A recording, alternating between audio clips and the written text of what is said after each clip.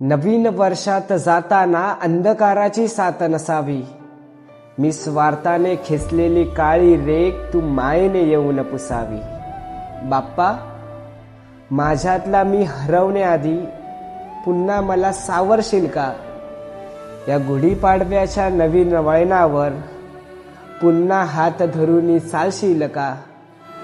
माझी इच्छा मात्र एवढीच आहे, या नवीन वर्षाची पहाट तुझ्या नामस्मरणाने व्हावी.